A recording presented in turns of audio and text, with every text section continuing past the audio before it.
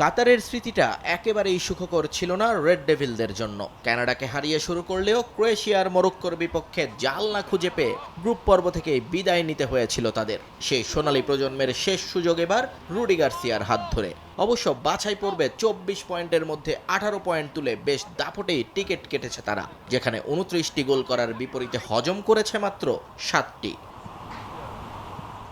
সাম্প্রতিক প্রীতি ম্যাচগুলো স্বস্তি দিচ্ছে বেলজিয়ামকে।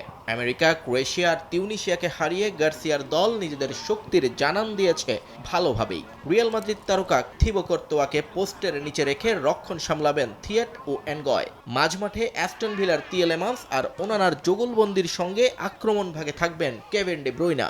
আর ট্রোসার্ড এবং ডোকুর গতিময় উইংয়ের সহায়তায় গোল করার মূল দায়িত্বে থাকবেন রোমেলু লুকাকু।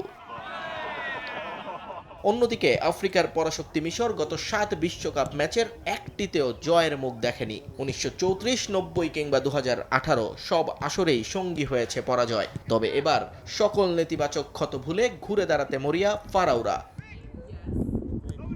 ইতিহাস কথা বলছে মিশরের পক্ষে। বেলজিয়ামের বিপক্ষে শেষ 5 বারের দেখায় 3 বারই জিতেছে তারা, যার শেষটি ছিল 2022 সালের নভেম্বরে। মিশর ভক্তদের মূল ভরসা লিভারপুল তারকা মোহাম্মদ সালাহ। হ্যামস্ট্রিং ইনজুরি কাটিয়ে ফিরলেও খবর আছে তিনি শতভাগ ফিট নন। সালাহর গতির অভাব দূর করতে তাই মাঠে দৌড়াতে হবে ত্রেজেগে, মারমুশ কিংবা জিজোদের। রক্ষণ ভাগে এল শেনাওয়ের সামনে দেয়াল হয়ে দাঁড়াবেন ইয়াসের ইব্রাহিম এবং রামি রাবিয়া।